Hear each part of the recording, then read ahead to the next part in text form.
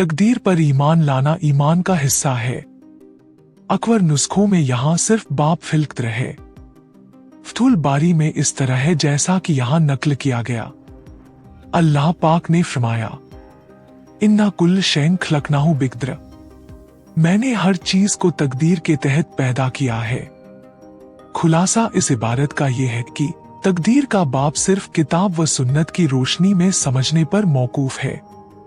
उसमें क्यास और अक्ल का मुतलक दखल नहीं है। जो शख्स किताब व सुन्नत की रोशनी से हटकर उसे समझने की कोशिश में लगा वो गुमराह हो गया और हैरत व इस्तेजाब के दरिया में डूब गया और उसने चश्मे शफा को नहीं पाया और न उस चीज तक पहुंच सका जिससे उसका दिल मुतमईन हो सकता। इसलिए कि तकदीर अल्लाह के भेदों में से एक खास भेद है। अल्लाह ने अपनी जाते अलीम व खबीर के साथ इसको खास किया है और मखलूक की अक्लों और उनके उलूम के और तकदीर के बीच में पर्दे डाल दिए हैं। ये ऐसी हिकमत है जिसका इल्म किसी मुरसल नबी और मुकर्रब फरिश्ते को भी नहीं दिया गया। बस तकदीर पर ईमान लाना फर्ज है और ये ईमान का हिस्सा है। या नी जो कुछ बुरा भला छोटा बड़ा दुनिया में क़यामत तक होने वाला था वो सब अल्लाह ताला के इल्म में अगली में ठहर चुका है। उसी के मुताबिक जाहिर होगा और बंदे को एक जाहिरी इख्तियार दिया गया है जिसे कसब कहते हैं। हासिल ये है कि बंदा न बिल्कुल मजबूर है न बिल्कुल मुख्तार है। अहले सुन्नत वल जमात और सहाबा किराम और जमात सलफ सालिहीन का यही तिकात था। फिर कदरिया और जबरिया पैदा हुए। कदरिया कहने लगे कि बंदे के अफजल में अल्लाह ताला को कुछ दाखिल नहीं है, वो अपने अफजाल का खुद खालिक है और जो करता है अपने इख्तियार से करता है। जबरिया कहने लगे कि बंदा जमादात की तरह बिल्कुल मजबूर है, उसको अपने किसी फेल का कोई इख्तियार नहीं। एक ने इफरात की राह और दूसरे ने तफरीज की राह इख्तियार की। अहले सुन्नत बीच में है। जाफर सादिक रज़ियल्लाहु ताला अन्हु इज़्ज़त हुसैन रज़ियल्लाहु ताला अन्हु के पोते ने फरमाया, ला जबर व ला तफरीज व लाकिन अमरुन अमरैन। इमाम इब्ने समानी ने कहा कि तकदीर अल्लाह पाक का एक राज है जो दुनिया में किसी पर जाहिर नहीं हुआ, यहाँ तक कि पैगंबरों पर भी नहीं। बहरहाल तकदीर पर ईमान लाना फर्ज है। तकदीर में लिखे हुए उमूर बिला किसी जाहिरी सबब के जाहिर हो जाते हैं, जिनमें से एक ये बुखारी शरीफ मुतरजम उर्दू की इशाद भी है, वरना में किसी भी सूरत से इस अजीम खिदमत का अहल न था। वलाकिन कान अमफल्लाही मफला व कान अमफल्लाही कदम मकदूरा फिल्लोहिल हमदू हमदन कवीरा तरब्बलहुल्लाडू आमीन।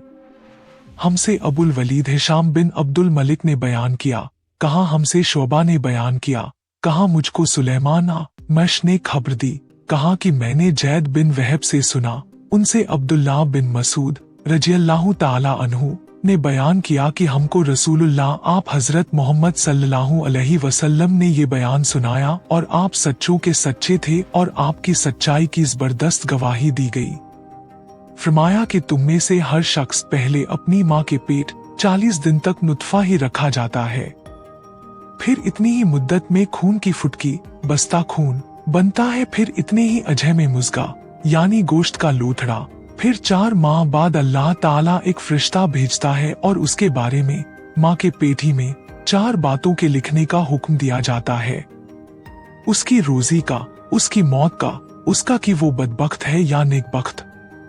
बस वल्लाह तुम में से एक शख्स दोस्त वालों के से काम करता रहता है और जब उसके और दोस्त के बीच सिर्फ एक बालिश्त की दूरी या एक हाथ की दूरी बाकी रह जाती है तो उसकी तकदीर उस पर गालिब आ जाती है और वो जन्नत वालों के से काम करने लगता है और जन्नत में जाता है। इसी तरह एक शख्स जन्नत वालों के से काम करता रहता है और जब उसके और जन्नत के बीच एक हाथ की दूरी बाकी रह जाती है तो उसकी तकदीर उस पर गालिब आ जाती है और वो दोस्त वालों के काम करने लगता है और दोस्त में जाता है। इमाम बुखारी रहमतुल्लाह कहते हैं कि आदम बिन अबी अयास ने अपनी रिवायत में यूं कहा कि जब एक हाथ की दूरी रह जाती है यानी इससे जन्नत और जहन्नम की दूरी उतनी ही रह जाती है, किस्मत गालिब आती है और वो तकदीर के मुताबिक जन्नत या जहन्नम में दाखिल किया जाता है। अल्लाहुम्मा इन कुंत कतब्तनी मिन अहलिन नारी फमहू फिन्नक तमहू मा तशाउ व तुशितु व इंदक उम्मुल किताब आमीन। दूसरी रिवायत में इतना ज्यादा है कि वो उसमें रूह फेंकता है तो रूह 4 महीने के बाद फेंकी जाती है। इब्ने अब्बास रज़ियल्लाहु ताला अन्हु की रिवायत में यूं है कि 4 महीने 10 दिन के बाद। काजी अयाज ने कहा, इस पर हलमा का इत्तिफाक है कि रूह 120 दिन के बाद फूंकी जाती है और मुशाहिदा और जनीन की हरकत से भी यही पाबित होता है। मैं वहीदुज्जमा कहता हूँ कि इस जमाने के हकीमों और डॉक्टरों ने मुशाहिदे और तजुर्बे से प्राबित किया है कि 4 महीने गुजरने से पहले ही जनीन में जान पड़ जाती है। अब जिन रिवायतों में रूह फूंकने का जिक्र नहीं है, जैसे इमाम बुखारी रहमतुल्लाह की इस रिवायत में है, उनमें तो कोई इश्काल ही न होगा, लेकिन जिन रिवायतों में इसका जिक्र है तो हदीस गलत नहीं हो सकती, बल्कि हकीमों और डॉक्टरों का दावा गलत है। और ये भी मुमकिन है कि रूह हैवानी 4 महीने से पहले ही जनीन में पड़ जाती है, लेकिन हदीस में रूह से मुराद रूह इंसानी यानी नफ्से नातिका है। वो 4 महीने 10 दिन के बाद ही बदन के बारे में होता है। हमसे सुलेमान बिन हर्ब ने बयान किया, कहा हमसे हम्माद ने बयान किया, उनसे उबैदुल्लाह बिन अबू बकर बिन अनस ने और अनस बिन मालिक रज़ियल्लाहु ताला अन्हु ने कि नबी करीम आप हजरत मोहम्मद सल्लल्लाहु अलैहि वसल्लम ने फरमाया, अल्लाह ताला ने रहमे मादर पर एक फरिश्ता मुकर्रर कर दिया है और वो कहता रहता है कि ए रब, ये नुत्फा करार पाया है, ए रब, अब अलका यानी जमा हुआ खून बन गया है, ए रब, अब मुज़गा गोश्त का लोथड़ा बन गया है। फिर जब अल्लाह ताला चाहता है कि उसकी पैदाइश पूरी करे तो वो पूछता है, रब, लड़का है या लड़की, नेक है या बुरा, उसकी रोजी क्या होगी, उसकी मौत कब होगी। इसी तरह ये सब बातें माँ के पेटी में लिख दी जाती हैं।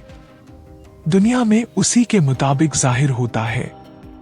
और अल्लाह ने फरमाया, जैसा अल्लाह के इल्म में था उसके मुताबिक उनको गुमराह कर दिया। ये बाप का तर्जुमा खुद एक हदीस में मजकूर है, जिसे इमाम अहमद और इब्ने हिब्बान ने निकाला है। और अबू हुरैरा रज़ियल्लाहु ताला अन्हु ने बयान किया कि मुझसे नबी करीम आप हजरत मोहम्मद सल्लल्लाहु अलैहि वसल्लम ने फरमाया कि जो कुछ तुम्हारे साथ होने वाला है उस पर कलम खुश्क हो चुका है, वो लिखा जा चुका है। इब्ने अब्बास रज़ियल्लाहु ताला अन्हु ने लहा साबिकून की तफसीर में फरमाया कि नेकबख्ती पहले ही उनके मुकद्दर में लिखी जा चुकी है। हमसे आदम बिन अबी अयास ने बयान किया, कहा हमसे शोबा ने बयान किया, कहा हमसे यजीद रिश्क ने बयान किया। उन्होंने मुतरिफ बिन अब्दुल्लाह बिन शिखैरी से सुना, वो इमरान बिन हुसैन रज़ियल्लाहु ताला अन्हु से बयान करते थे। उन्होंने कहा कि एक साहब ने यानी खुद उन्होंने